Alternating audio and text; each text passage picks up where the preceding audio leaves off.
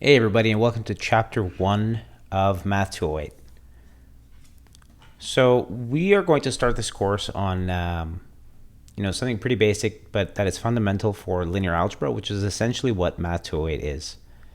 And that is the linear equation. Okay, so again, you've definitely seen this at some point in your life, but let's start from the beginning. A linear equation is just a straight line, and that's what makes the difference between, say, a linear equation and a quadratic equation or a logarithmic equation. A linear equation is just a straight line, okay? And it has two forms, meaning that the equation itself can be written in two different ways. The first one you see here, ax plus by equals c, that is it's called the standard form. And the second one, which is the one you're probably more familiar with, is the slope-intercept form, right? It's y equals mx plus b. You may have learned it as y equals ax plus b. Okay. Oops, I forgot the plus. Right, it's the same thing.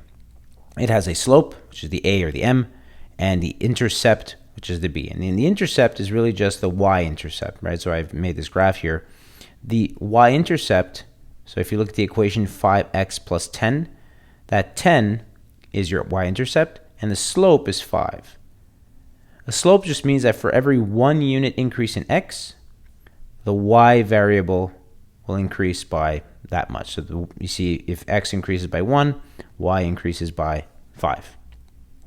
Okay, so one of the first things you want to know, and that they might ask you to do on your exam, is to go from one to the other.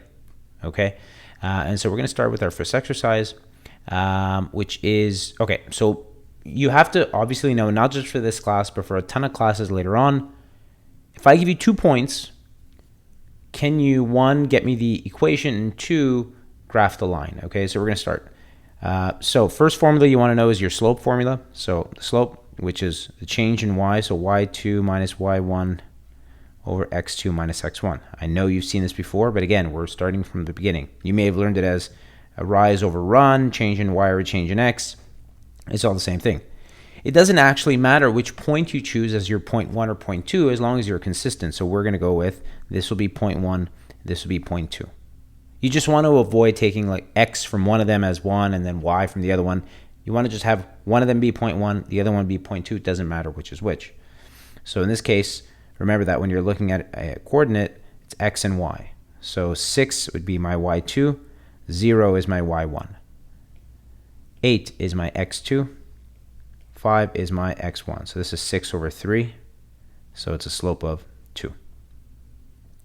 Okay, now that you have your slope, you want to write your slope-intercept form, y equals mx plus b, and plug in everything you have. So you want to take one of your 2 points. Again, it doesn't matter which one, so I'll take the first one, 5 and 0, and I'm going to plug it in. So the y is 0, m is the slope that I just found. You plug in your 2 there, x is 5, and b is what I'm trying to solve for. Okay, so you find your slope first, then you plug it in to find the intercept. So 0 equals 10 plus b, carry the 10 over, minus 10 equals b. So we have our equation.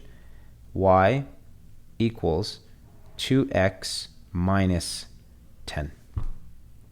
Y equals 2x minus 10. Okay, super. Now that we have our line, we can graph it. So you can do it in this white space. You can give yourself a grid. I'm on an iPad, so I can do that. If you're on an iPad, feel free to do it as well. Just give yourself a little grid.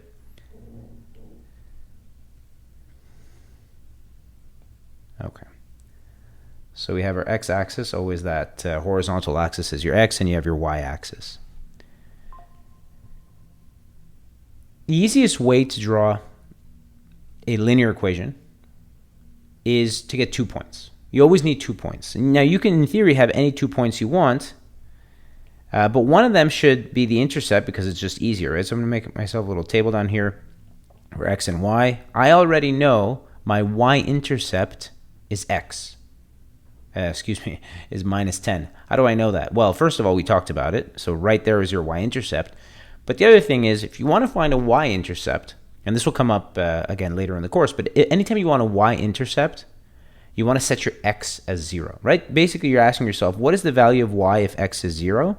And then the other way around. What if you can find your x-intercept, which is basically where your line intersects with the x-axis, by plugging in your y as 0. So we know that if x is 0, right, so if I plugged in 0 here, my y would be negative 10. So that is my y-intercept. So I know that I need to extend this down into the negative side, and I have, let's go 2, 4, 6, 8, 10 right there. Negative 10, that's my first point. So when x is 0, y is negative 10. Now let's find our x-intercept. So go back to the equation, but this time plug in your y as 0, or set your y to 0. So 0 equals 2x minus 10, and solve it. So we can carry our 10 over. That becomes positive 10 equals 2x divided by 2, x equals 5. So I know that when y is 0, x is 5. That would be right around here. Okay? And then you just draw the line. And you could extend it beyond that point, right? It really depends on the context that you're working in. But right now we're just covering how to draw the lines. Okay? So there you go. You have your linear equation. It follows your slope and intercept that you found. We don't have any context here, but this could be a revenue function. This could be a constraint when we do linear programming. It could be many different things. It could be a cost function. It could be an infinite number of things. Okay, for now, we're just focused on the technical side. All right, moving on. Guys, don't forget that at any point, if there's something you're not sure about, you can pause the video. You can open up Discord, which you can access. If you're not already in our Discord, at the top right corner of our website, there's a little Discord logo. Just go and join our Discord and send me a message. Okay, I'm not an AI. I'm not an imaginary person. I'm a real person, and I really want to help you guys throughout the semester. And so DM me as much as you need. Okay, so let's keep going. Now, this next exercise is to show you guys how to go from one form to the other. So if for whatever reason we gave you the slope-intercept form, but we wanted the standard form, or the other way around, guys, it's very simple to do. It's just a little bit of algebra. So when you have the slope-intercept form, which is what this is, how do I know? Well, it's y as a function of x, right? That's the slope-intercept form. This is your slope, and this is your intercept. Now, the goal with the standard form is that you don't want to have any fractions, okay? That's the key. You do not want to have any fractions, and you want to have both the x and the y on the same side of the equation, right? Think about how I had written it before. It was ax plus by equals c. So that's what we're going to try and get to. Now, when you see a fraction, easiest way to get rid of it is to just multiply everything by the denominator. So what I'm going to do first is multiply everything on this side by 5, and if I do that, I have to multiply everything on the other side by 5 too, just to not change the value of the equation. All right, so what do I have now? I have 5y, that's on the left-hand side, equals. Now, why did I choose 5? If you multiply everything by 5, technically you can just get rid of that denominator, because 5 times 4 over 5 is 4. 5 times 2 over 5 is 2. So that means, what do I have now? 4x plus 2.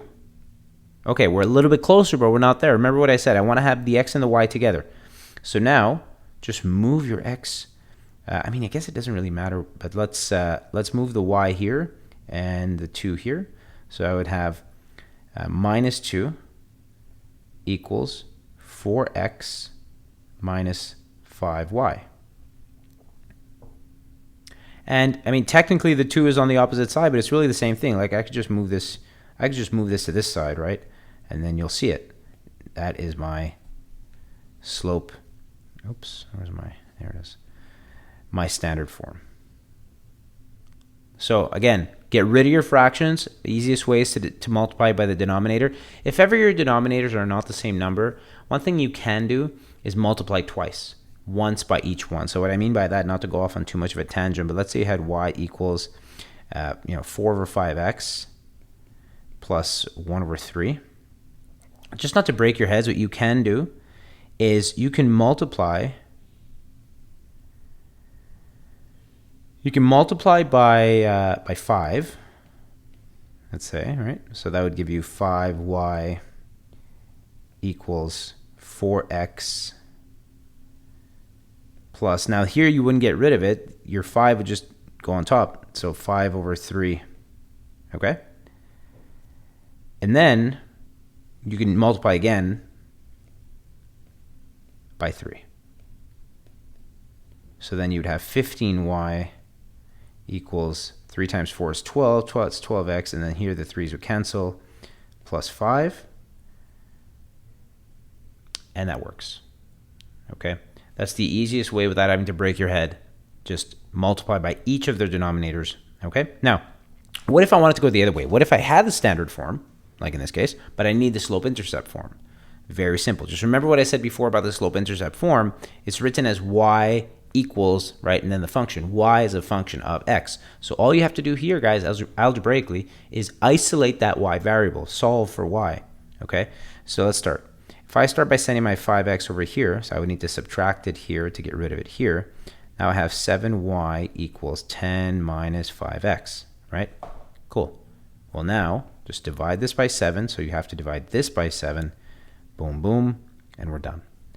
Y equals 10 over 7 minus 5 over 7 x. Now, it doesn't matter that I have that the slope comes after the intercept. There's no rule that says it has to be slope first and then intercept. If you don't like that, just rearrange it. Put your slope first. So how do I know that that's the slope? That's the one that's attached to the x variable. And then your intercept after it. You just want to be careful with the signs. This negative belongs to the slope, so you see how I put it with the slope in the beginning, right here. Okay, so there is your slope-intercept form, guys. Very, very easy. Okay. Now, another thing you likely will have to do, this will come up probably when you're doing things like, the sales, cost, revenue, profit thing. It'll come up with supply and demand. You need to be able to find the intersection between two lines. Now, if you've done econ before, you've done this before. If you've done, again, you've probably done this before, but just in case. To find the intersection of two lines, and this isn't just true for linear equations, it could be true for quadratic or any functions, really. The idea is you want to set them equal to each other. Now, one thing that is important is that in order for you to set them equal to each other, you first want to have them both in their slope-intercept form. Why? Well, here, when you see f of x and g of x, those are just functions, but those are basically y's, right? This is y, this is y. So they both have to be set to the same thing. They both have to be set equal to y, for example, for you to be able to set them equal to each other. What I mean is if you had two standard forms, like let's say at 5x plus 6y equals 7, and then you have minus 2x plus 3y equals 12. Well, how would you set these equal to each other? One is equal to 7 and one is equal to 12. So you cannot set them equal to each other. What you would need to do first is rearrange these and change them to their slope-intercept form and then set the functions equal to each other. Okay, so that step is already done here for you. So all you have to do now is set them equal to each other. Okay, and we do the math. Okay, so let's bring the x's to the right. So we're going to do minus 5x on this side to get rid of that. Let's bring the 40 over on this side, so plus 40 to get rid of that. So I have 50 on the left, 10x on the right, divide by 10, divide by 10, x equals 5. And the good thing about linear algebra, or math in general, is you can always check your work. If you plugged x as 5 back into both of these, if your math is right, then you'll get the same answer. So look, 5 times 5, that's 25, plus 10, that's 35. 15 times 5, that's 75, minus 40 is 35. So in both cases, you have the same value. Guys, if there's a way to check your answer on an exam, you have to do it. You're guaranteeing that your answer is right, and if it's wrong, you found it. You found it before you gave your exam in. So any chance you get where you're solving for x or y or something, plug it back in just to make sure that you didn't make a mistake in the math. Okay, so now that we've seen the basics of linear equations, let's do some problems. One of the very common questions on exams and one of the very common applications of linear algebra is just for sales and cost and profit. So we're looking at this purely as linear. Okay, we'll talk about quadratics in the next chapter. So when you're looking at a linear equation, especially like a cost function, so cost as a function of x, this just means your cost is a function of x, which is usually your units. So your cost depends on the number of units you make. Your slope is what we typically will call your variable cost per unit. Variable cost per unit. That gets multiplied by the number of units, which is x, plus your intercept, which is what we typically will call your total fixed cost. A fixed cost is just a cost that doesn't change based on your output. Like rent. If I have rent for my factory or for my shop, my rent is, let's say it's $5,000. It'll be $5,000 whether I sell 1 unit, whether I sell 10 units, whether I sell 100 units. My rent is fixed. It will not change. But M could be things like the fabric that I use to make my t-shirts. Let's say I make t-shirts. So if it's 5, and that's kind of the example you're going to see down here, but it represents the cost per unit. So if I make 1 unit, if I make 1 t-shirt, I'm going to spend $5. Let's say it's $5 per t-shirt. But if I make 10 units, then I'll spend $50. So the variable cost increases with your output. So let's take a look at this question. ABC Company produces silk t-shirts. If the cost to operate the factory is $3,000 per day, when they give you a cost per, typically like a unit of time, that's a sign of a fixed cost, because it has nothing to do with output. It has nothing to do with a unit. The fabric used to produce the t-shirts, each t-shirt is $5. You see, it's $5 per t-shirt per unit. That's your variable cost. What is the cost function? Okay, well, the cost function is 5x plus 3,000.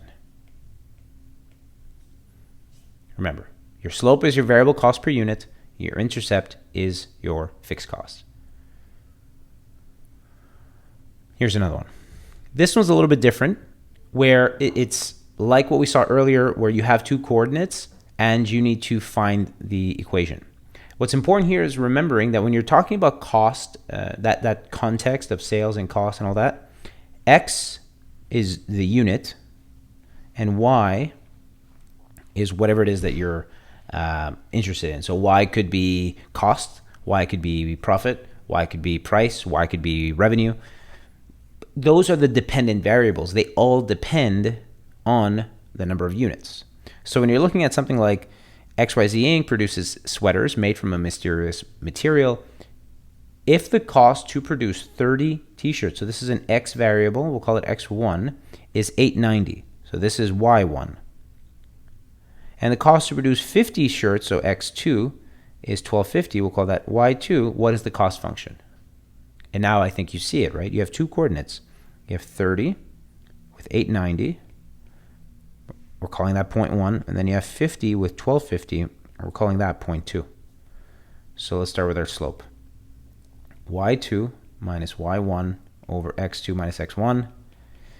That is $12.50 minus $8.90 over 50 minus 30.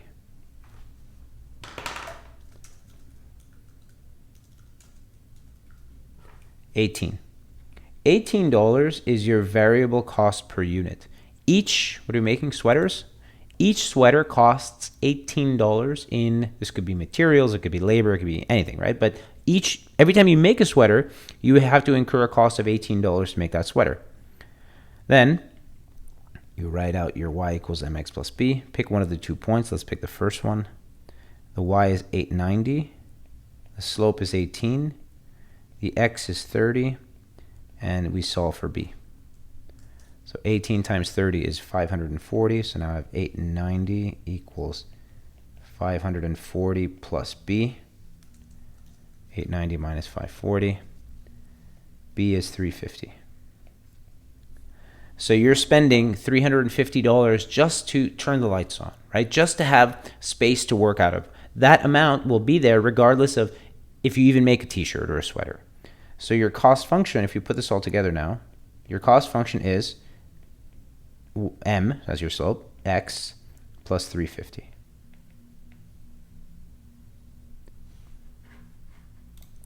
Great. Okay, so that's cost. Let's keep going. Let's add more to it now. Now that you understand cost, let's talk about revenue and price and profit. Price, I think we all know what price is, right? Price is the price that you charge to for a product. Revenue is price times quantity. Revenue is, it's not, so a lot of times students mix up revenue and profit, right? Because in English, maybe they get interchanged, but it's wrong to interchange them. Revenue is the amount of money you take in, right? Profit is how much you have left over after you pay for your costs. Revenue, that's your sales. It's the money you're taking in. From that, you're going to pay the costs, and then whatever's left over is profit. So revenue is price times quantity, okay? Now, price can be a constant. Price can also be a function of x. For now, I think we're going to see it as a constant, and then later on when we see quadratics, it will make it a little bit more complicated. But the price function is often written this way, p of x. So if you take p of x times x, x being quantity, your revenue function is often written this way, p of x times x. So then profit is your revenue function minus your cost function. Okay? So you have a graph here just to kind of show you what I'm talking about. So the revenue function is 50x. What does that mean? It means my price is 50. My revenue, my sales, is 50 times the number of units. So the price will typically start at the origin, the revenue will typically start at the origin and then slope upwards. Your cost function does not start at the origin. Your cost function has, because you have a fixed cost, in this case, if you look at the fixed cost here, it's 1,000. Your fixed costs start at 1,000, even if you were not to produce any units. And then it slopes upwards as you start to produce more units. Okay?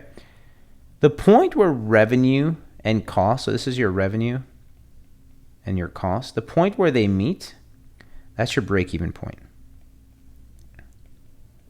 It means your revenue is just enough to cover your cost. So then look at that new line that starts to form underneath. That's your profit function. Profit. At your break-even point, your profit is 0. Breaking even literally means not making any profit, but not losing any money either. I'm going to extend my profit line just to the left a little bit just so we can see something. Look. Before that break-even point, so in this area here that I'm going to shade in yellow, the cost equation is above the revenue. So over here, I can write cost is greater than revenue. And that's why your profit, if you look down here, your profit is negative. It's less than 0 because you're spending more money than you're earning. But as soon as they cross over, as soon as you surpass that break-even point, so this area here that I'll shade in green, since your revenue now is higher than your cost, your profit is greater than 0. Okay, guys, so what are the types of questions you can ask you? Of course, find the profit function, find the revenue function, find the break-even point. What is your profit if you sell this many units? Okay, so let's go through some questions like that.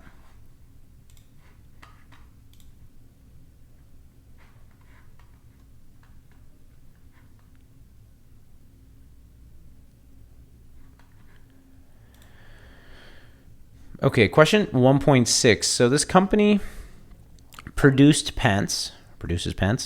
He sells his pants at his local shop for $30 each. Okay, he sells his pants for $30 each. So that is your price. So our price function is a constant. It's $30. The cost to produce each one is 7 and the rent is $460. So we saw this earlier. If the cost to produce each pant is 7, then that would be 7x, right? $7 per unit plus $460. Okay, let's go through it. How many shorts, pants, whatever, must be sold to break even? So in order to answer this question, the first thing we need, guys, is the revenue function. So to find your revenue function, remember that revenue is price, so the price function times quantity. So since the price function is 30 and quantity is x, my revenue function is 30x. That's it. You take your price times your quantity. The break-even point, remember, is when your revenue equals your cost. So 30x, that's revenue, equals 7x plus 460, that's your cost.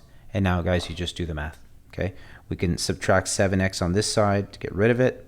So 23x equals 460. And then divide this by 23 to get rid of that. X equals 20. If you sell 20 units, you will break even. And again, you can test this. You can plug 20 back into here, and you could plug 20 into here, and you'll get the same thing. You'll get 600. Try it. Do 30 times 20, that's 600. Do 7 times 20 plus 460, that's also 600. And so you know that you've done the math correctly. Okay, next I want to show you how to introduce profit to the mix. So how many shorts must be sold to earn a profit? So for the profit function, remember what profit is. Profit as a function of x is your revenue, those are your sales coming in, minus the cost. So profit would be revenue, which is 30x, minus, and now for your cost function, it's really important that you put a bracket because you're going to have to distribute that negative. So open a bracket and put in your cost function, 7x plus 460, and then distribute that negative. Do not forget, okay? It's not just the 7 that gets it, but also the 460. So my profit function, if I start to expand, is 30x minus 7x minus 460, which then if you reduce it, is 23x minus 460. Okay, so there's your profit function. So for the next two questions, we can use it. This question says, how many units must be sold in order to earn a profit of 230? And so we can just plug it in. This is your profit. This is the desired profit. So this is what you'll plug in as P of X. So 230 equals 23x minus 460, and then you just do the math. So we'll start by adding 460 to this side to get rid of it here.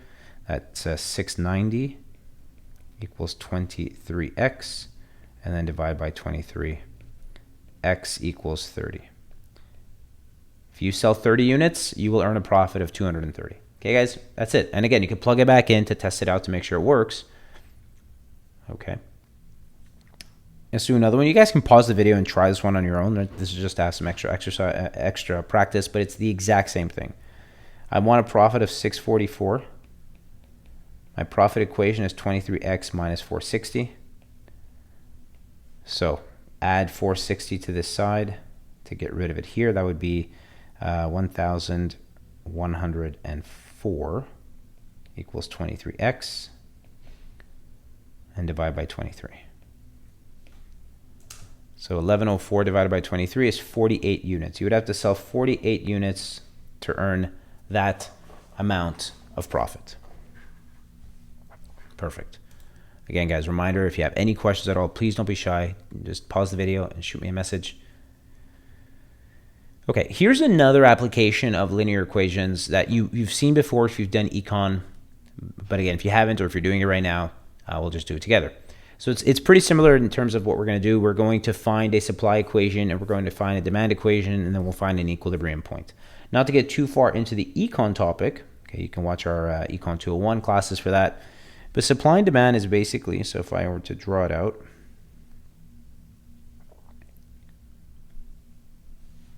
okay.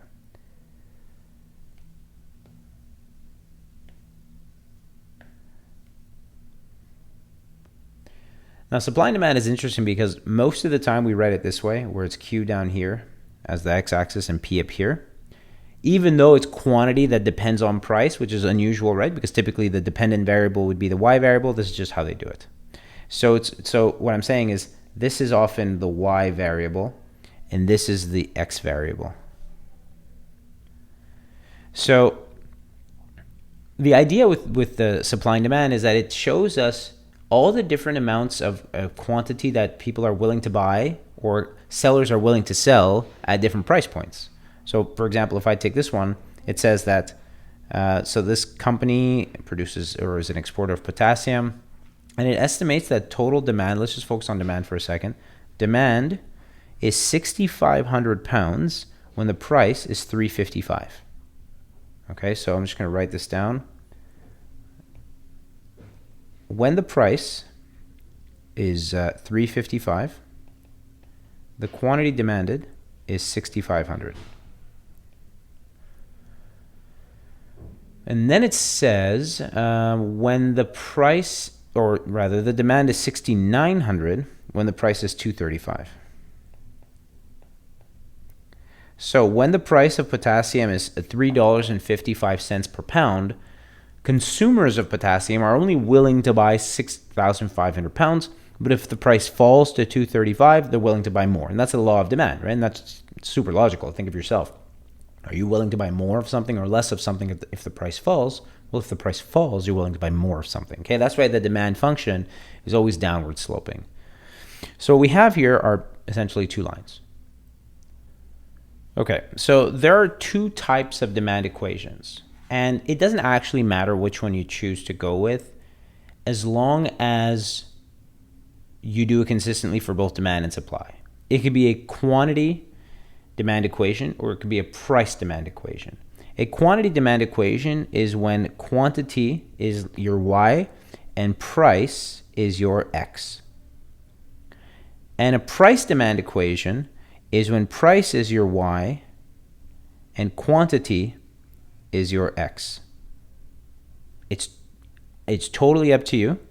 Okay, so let's do this. Let's find let's make this a let's just go with the graph. So we'll say that it'll be a price demand equation. So price will be our y and x will be quantity. It just makes it easier, I think, because of the way the graph is set up. So this is y and this is x. And then from here, linear algebra takes over. I have my point 1 and point 2. y2 is 2.35. Right? y1 is 3.55. x2 is 6,900. y2 is 6,500. We'll do the math. 2.35 minus 3.55 divided by what ends up being 400 is negative 0.003. It's negative. Demand should always have a negative slope. So that's your slope. And then take your function, your y equals mx plus b, plug in one of the 2 points. Let's plug in point number 1. So y is 3.55. M is the slope of negative 0.003. X, 6,500. And we're solving for b. Okay, so let's go. Negative 0.003 times 6,500 is 19.5. So I have 3.55 equals 19.5 plus b, and then we send the 19.5 over. 3.55, oh, and that's a negative here, negative 19.5. So we're going to add 19.5 here, plus 19.5. Okay, so for B, my intercept, I got 2305. So my demand equation, okay, I didn't give myself that much room here, but my demand equation is negative 0.003 x plus 2305.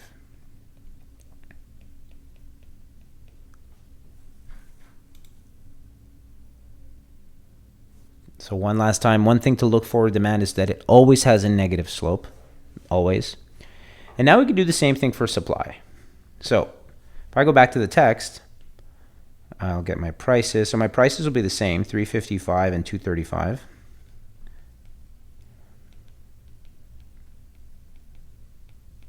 And then your quantity, that's your X, right? So quantity would be at 355, supply is 7,100. And then at 235, it falls to 6,500. So you have your Y and your X, and then we just repeat this whole process. So again, I invite you guys to pause the video to try and do it yourselves. If you want to, I suggest you do. So Y2, we'll make this 2 and this 1. So 2.35 minus 3.55 over 6,500 minus 7,100. And you'll notice that this one will be positive. Supply should always, guys, have a positive slope. The law of supply says that the higher the price, the more suppliers want to supply. 0.002 positive.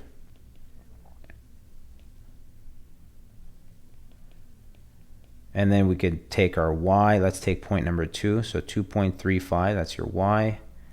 M is your slope. X 6,500 plus b. Okay, let's do it.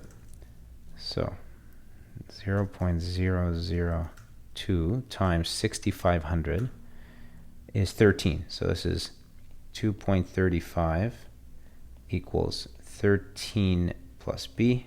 And then you move your 13 to the other side, so minus 13. 2.35 minus 13 is negative 10.65. Okay, super. So I have my supply function. Okay, so my supply equation is 0.002 x minus 10.65. I really didn't give myself a lot of space. Hang on. Like that. Okay, great. So 0.002x minus 10.65. There it is. Okay, super. And the last thing you need to know is equilibrium. The equilibrium point is where demand and supply meet. We call it the market clearing point, where all the demand can be satisfied with all the supply. We talk all about this in Econ 201. But for you guys, it's just an intersection of the two lines. So we learned a minute ago that to find an intersection, all you do is set them equal to each other. So if I take that demand equation, okay, there's your demand, and you set it equal to supply. Okay? Do the math. So we'll put the x's, we'll bring the x's over here. So I'll do minus 0.002x to get rid of that. Here I'll do minus 2305 to get rid of that. So negative 0.005x equals, let's see, this minus this, 3370. And then we divide this by negative 0.005. X is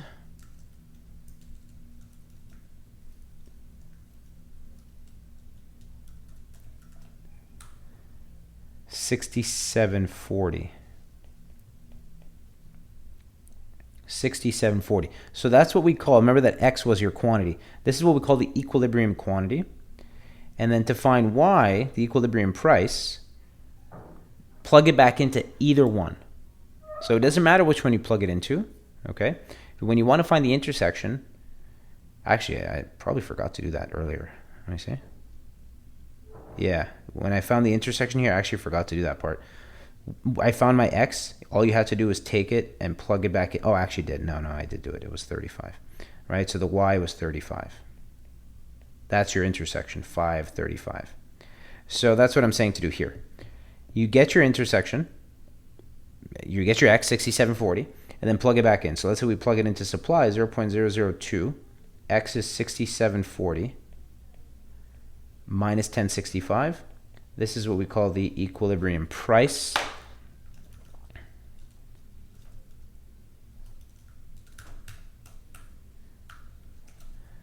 $2.83. And it has to make sense, right? Like if you think about it, it makes sense that it doesn't necessarily have to be between the two. It often works out to be that, but it has to be in the same realm. Like, you know, it wouldn't make sense if my answer here was $14 or something when all the data you had was pretty small. And again, I wouldn't say that you should just trust your answers right off the bat. Plug it back into the other function and make sure you get the same thing. Look, let's take our demand equation, negative 0.003, plug our X in there, and see if we get the same thing. Again, you have a way to check your work in the middle of an exam. How great is that? There's very few classes you'll ever be in where you can check your answers in the exam. I got the same answer, 2.83, so I know it's right. So if I were to graph it, and they didn't ask you to graph it, but I mean, maybe they will on an assignment or something, easiest way would be starting with I mean, you have so many points. We can start with the intercepts. You know, I can start with, or I can start with the points I have. So for example, here I have this point, which is 6,500 and 355. So let's do this. So we're going to do a line break here. And our quantities, we want to fit 6,500 is the lowest. So I'll put 6,500 here. And the highest I'm trying to put is 7,100. So I can go, let's say 66, 67, 68, 69, 70, 71. Okay, now for price, kind of the same thing. The lowest price I need to fit is 235. The highest is 355. So I need about 12 squares. I should have 12 here.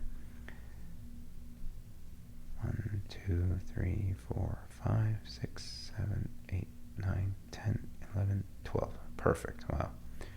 So this is 2.35, this lowest one. And up here is 355. Okay, so now let's draw our lines. We know that, and I'll make demand red. So demand was the second one. When price is 355, quantity was 6,500. So that's right here. And when price was 235, demand was 6,900. 6,900 would be 66, 67, 68, here. So I'll put a point right there. And then we connect the dots. Well. Okay. So this is demand. And you can extend it both ways if you want till the axis, up to you. Okay, but there it is. For supply, I'll do it in blue. Supply was 355 and 7,100, so that's pretty much, if I can delete these lines after, but there. And then 235 was 6,500, so down here. And there you go. And if you've done it correctly and your math is good, your intersection should confirm your math. We already confirmed that it was right, but look, there's my equilibrium. If I draw a straight line down, okay, what was my equilibrium quantity we had found? 6740. Look how accurate this is. 6,500, 6,600, 6,700. Just before the midpoint. Like that midpoint would be 6,750, I guess. It's just to the left of it. And that's the beauty also of using grid paper. You can get everything to be kind of perfect. And then if I go to this axis, let's see, 235, right? 245, 55, 65, 75. And we had 83. So yeah, between 75 and 85. That makes sense. Good. So there you have it. This is your supply equation, your supply function, your demand function, your equilibrium point. And that's pretty much all you'll see related to econ in this class. Okay? Cool. Let's move on. Okay, so that's it for this chapter, guys. We're going to end this video here. If you have questions, please let me know. Try and do more exercises. You have questions in your book. Don't worry about past exams just yet, depending on when you're watching this. Thank you very much. See you at the next one.